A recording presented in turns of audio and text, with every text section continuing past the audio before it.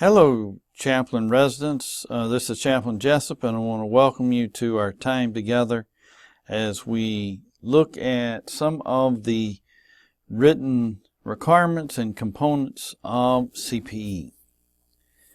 So let's look at these as we begin our journey together. There will be learning goals that are a part of our work together each week.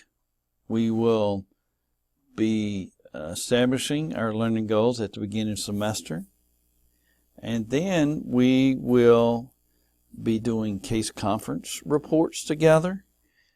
We will be looking at reading seminar, looking at the textbooks that we are going to review for the semester. And then we will be looking at our IPR, interpersonal relations group, talking about what are you working on or what's working on you. And then we'll be looking at each week having an individual supervisory session, projects that are due at the end of the semester, and then 3 evening on calls in order to successfully complete the unit. Hopefully you've already received the Learning Covenant for the semester, and if you have not received that, that should help you, and you are to bring your Learning Covenant worksheet to the first supervisory session, which we will schedule no later than the first day of orientation. Now each week there will be case conference reports due, beginning with the week after orientation. There are 8 of these case conferences reports that are due for the semester. And you can email those to me at bjessup@firsthelp.org. Of course, in your training manual, we will have guidelines for preparing a case review. And in your training manual, you'll see that a case review is a report of your recollection of a recent pastoral encounter. To the best of your memory, you are to recall the actual dialogue, your feelings, your impressions, your interpretations, and any other pertinent information about the visit. And then you will, if you've completed a verbatim of something like that in seminary or Bible school, you have probably already know the format: introduction at the top of the page, the date of the conversation, the age, sex, presenting problem of the patient, any background information necessary for understanding the situation. Now note that you're not to use any protected health information identifiers, such as actual name, the city of the person, or county or state that the person lives in. Use non-identifiers, such as local city, distant county, or so forth. Do not reference even First Health Moore Regional Hospital in your document, or the city in which First Health Moore Regional Hospital is located. Everything in this document must be as anonymous as possible. If you have any questions about this, ask me on the day of orientation.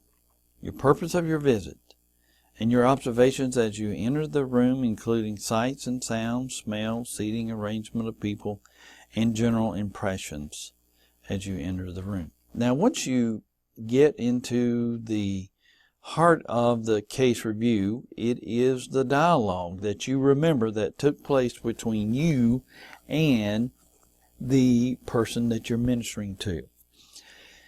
And so with pieces of dialogue, you want to single space the dialogue with each person with a double space between each segment of conversation. So, for instance, you will identify pieces of conversation like Chaplain 1 or Patient 1, and then you will double space. And then you'll have another segment of conversation, Chaplain 2, and then Patient 2, and then a double space. pieces of conversation, again, are single space with a double space between segments of conversation. Now, any explanatory comments need to be placed in parentheses, including any observation, feelings, impressions, nonverbal conversations such as laughter, crying, pauses, and so forth that you have during the conversation. Then, of course, include any scripture, prayer, or any other religious resources that you might use to provide pastoral care or spiritual care to that patient. Now, again, do not use the other person's name. Just simply identify them with an initial, Mr. A or Mr. S. Now, note particular areas of conversation you have difficulty in remembering, and points at which you felt uncomfortable. Make a special note about this one, because they are probably significant. Now notice at the bottom of the page here, I have a conversation needs to be anywhere from 20 to 25 interchanges between the chaplain and patient or family, whatever the case may be. Then, of course, after you complete the conversation, you will have a third segment, which is what we call the evaluation. And the evaluation is probably the most important part of a case review. You want to have a paragraph or two on how you view the visit theologically. What do you assess as the patient's faith, and how does what's going on in our own life relate to faith? What are some theological concepts that you note and experience during the visit, and so forth? There are some prompts here that will help you as you write that paragraph. Then a paragraph on how you understand the visit psychosocially. Identify any psychosocial dynamics that you see in an encounter. What is the quality of this patient's relationship to others? How do you assess the patient's level of maturity? Then pastoral opportunities. Recall as much in detail your feelings throughout the visit. Write your feelings out in this section, and reflect on what went on inside of you during the visit. And then once you have given your thoughts, full evaluation of your contact and connection, what questions do you have for your supervisor and peers concerning this encounter? This is probably the key part of the entire case review. What questions remain having reflected on this encounter? Okay, so a little bit about preparing a case review. Be sure to use the watermark that has been sent to you as you prepare these case reviews. Now, each week we will have a weekly summary that's a part of our written requirements, and it's about a page long. This is more of a reflection paper or journal or diary section, and your guidelines for weekly summary are right here in your CPE training manual, and you'll please work from this template. Have your name at the top, the week that you're in, the number of hours in the hospital, the number of patients you visit, and then prepare your weekly summary as your attempt at spiritual journey and growth in self-understanding. The writing style is to be reflective and narrative. The length of this assignment is only 1 page and is to be submitted electronically on seminar days. And some of the questions, I won't go through them all, but, what have you learned about yourself? What have you learned about your relationship with peers, any significant ministry, and so forth.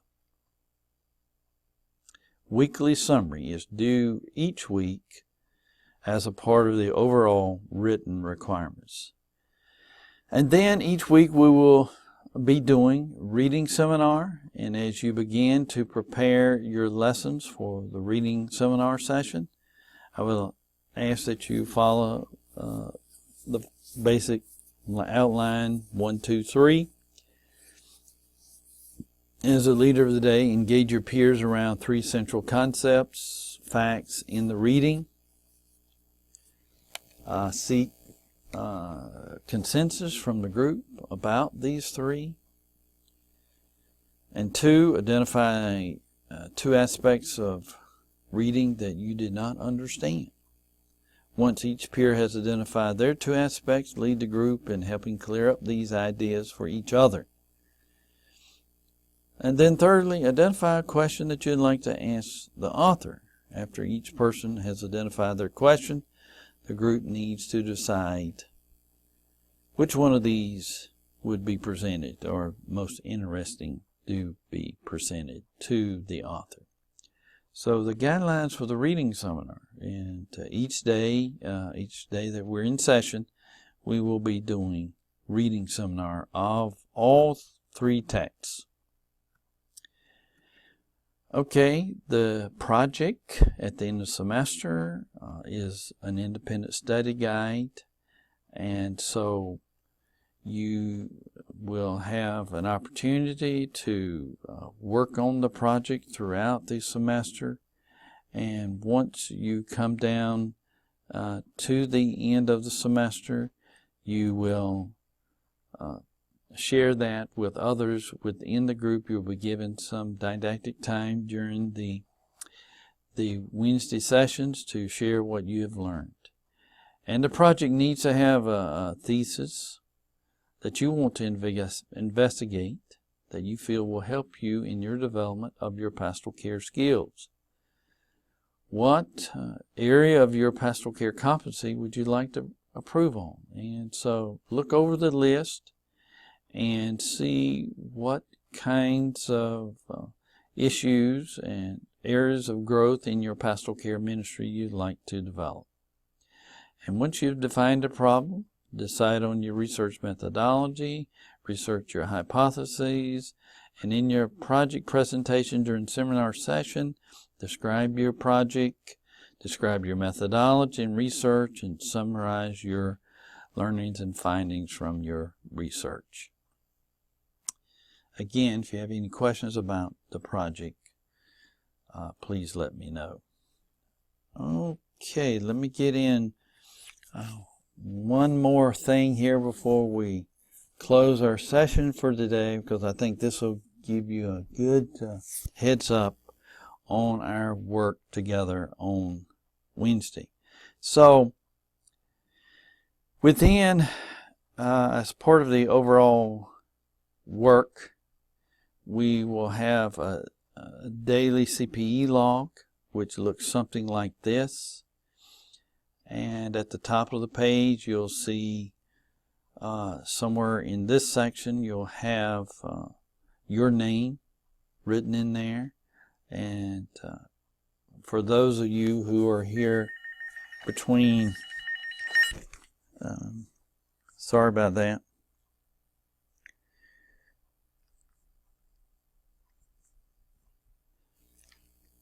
You will have the names of the patients here and the room numbers and the different sections that you might be assigned to. And so this will be your working sheet at the end of the day. At the end of down here, you want to put in your time that you, even though you're clocking in and out, you want to write that down so we'll have some confirmation of it. So be sure to take a look at this log sheet, and we'll discuss this more as we work together. Well, I hope this gives you a little feel of our work together as we begin CPE.